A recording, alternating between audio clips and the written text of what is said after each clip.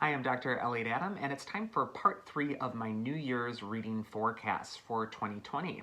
And I'm going through all the astrological signs, and in this video, I'm going to be going over the 3 signs of Libra, Scorpio, and Sagittarius. So if you are a Libra or you have a lot of Libra in your chart, this first message is going to be for you. And the first card we're going to go over for Libra is what you've learned or what you're letting go of from 2019. Wheel of Fortune. Next is where your breakthrough is going to be found in this next year of 2020. Nine of Pentacles. And then finally, we have a mythic archetype or a Greek god that's going to be operating around the background of your life that is going to be helping you move forward for this next year.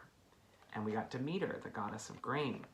All right, so number 1 for Libra. What you're leaving behind in 2020 is kind of like an emotional roller coaster. The Wheel of Fortune is turning, and the figures on the outside of the wheel are rising and falling.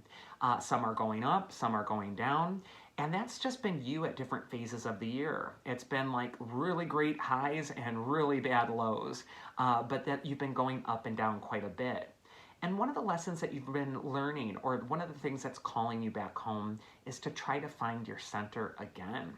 And so that Wheel of Fortune is telling you that in order to survive the external world and all the chaos that happens out there, it's important to reconnect with your center and with your spirit. Where your big breakthrough is going to come through this next year, Libra, is with wealth energy. The Nine of Pentacles is a very successful card. And when it comes up next to the Wheel of Fortune, it's even better. And then when it comes up to the goddess of the harvest, Demeter, it's even better than that. And so there's something really positive coming up this next year as far as finances or money. And it's a great time to make changes with your career, with your work, with where you're going to be heading, and with where your life's direction is going. The Nine of Pentacles also shows the woman with the 2 pets there. One is the falcon that's hooded. It's known for its focus. And she's putting the hood over the falcon to train its focus and to really only focus on the things that she wants this next year. And then also she's got that little snail in the bottom of the card. I don't know if you can see it. It's way down there. And that just indicates that things have been slow going up until now. You can be sure that this next year, things have been going slow, but they're gonna pop this next year, and then things are gonna move very quickly, just like that speedy falcon. In fact, I think it said somewhere that falcons are the fastest animal, and so I really think that this could be a time where we're going from slow energy to fast energy. And then we also have Demeter, the goddess, the mother goddess of grain and harvest. And so not only is this a time of harvest for you, but Demeter is also an archetype of letting go. She is the goddess of the seasons and of the turning of the tide and different planting season, harvest season. She's a goddess of, spring, winter, all of those things. And so this could be a time where things in your life are also turning and there is a changing season, there is a changing tide, especially with that Wheel of Fortune card that's coming up there. So part of letting new things in your life is also going to be learning the lessons of letting go. The next sign we're going to go over is the astrological sign of Scorpio. So if you are a Scorpio or you have a lot of Scorpio in your chart, this is going to be the message for you. And the first card we're going to go over is what Scorpio's been learning or letting go of this last year. 7 of Cups. Next is where your breakthrough is going to be found this next year, Scorpio. 10 of Swords. And then finally, we have the Olympian archetype, the Greek god that's going to be working around in the background of your life this next year. And we got Aphrodite, the goddess of love and beauty. So the first card for Scorpio is what they've been learning to let go of, and that is a card of illusion. And so what the 7 of Cups has to do with is dreams, castles in the air, not really having everything fleshed out yet practically, but really hoping and wishing and waiting. The 7 of Cups is kind of a wishy-washy card. It puts you in a position of being reactive to whatever's happening to you because you're waiting and you're hoping. You're not doing, you're not acting. And so the 7 of Cups going away is saying that that whole period of waiting and wishing and hoping and wondering is now going to be phasing out. Where your breakthrough is going to happen for you this next year, Scorpio, is in surrendering things that you've been avoiding. And so sometimes the 7 of Cups can indicate illusions or things that you're keeping yourself in a daydream about because you don't want to see it. And whenever we see the 10 of Swords, it says it's time to turn around and face the challenge. The swords are metaphors for things that are fears or anxieties that are following you from behind. That's why they got this guy in the back. And the message of this card is instead to surrender. You can see at the last minute, this guy's finally opening his hand to spirit and he's finally surrendering his burden.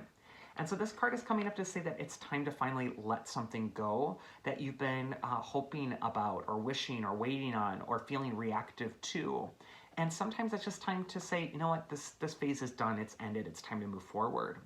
And then we also have those black clouds that are parting and the sun is shining again. And so even in this dark card of this Ten of Swords, your breakthrough is going to happen from surrender. And actually that's when the light is going to come pouring back into your life again. And then we do have the goddess Aphrodite. She's the goddess who can bestow charm and beauty and grace and attractiveness. And so this could be a great time to connect. It could be a great time to form relationships. And it's also a great time to imbue your life with beauty in some way, either taking care of yourself more or your environment, or just luxuriating in things a little bit more this next year.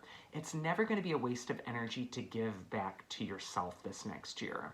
Although you might be letting go of some pretty heavy stuff this next year, it's also indicating that there's some grace and beauty as well that's going to be helping you along the way.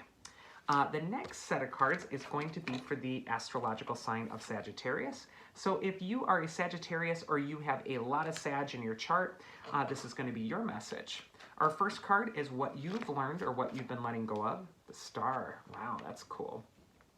Next is where your breakthrough is going to be found in 2020 for Sagittarius. Strength, also very cool.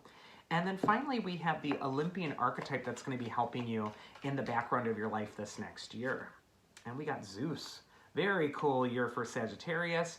Also, Zeus is Jupiter in Roman mythology, and Jupiter is the astrological ruler of Sagittarius. So this is a really clear sign that Sagittarius is going to be expansive this next year. Some kind of breakthroughs happening. In fact, that lightning bolt on the Zeus card is like getting this epiphany.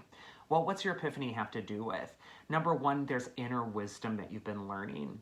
You've been really sort of being of service to the universal pool. The woman on the Star card is pouring some of that water back into the pool. And she's pouring some on the dry earth, which symbolizes that she's giving some of that energy to herself for sure, but she's also been paying it forward. And so the Star card is saying that you've been working off almost like a karmic debt. You've been really getting over something that has been something that you feel was owed. And this is saying that that's done. It's also a card of wisdom and transcendence and hope returning. And then we have that archetype of the Strength card. Strength is telling you that your breakthrough is going to come in when you show courage to yourself, when you show the courage to direct your energy inward and to tame whatever you perceive as a weakness to be. The woman on the Strength card is your higher self, and she's gently taming the lion, which represents her lower nature, her ego, her fear. And she's not killing the lion. She's not beating it up. She's gently closing the jaw so it doesn't consume her. And so sometimes this card will come up when it's so important for you to just tame those parts of your life that feel unruly. And when we see the Star card and also Zeus, this is just not a year to panic. It really looks like everything's falling into place beautifully. And as long as you're exercising some self-control, you are going to be able to make some really huge breakthroughs this next year. Also, the King of the Gods is telling you to be expansive and to look at things from above, look at things from far away.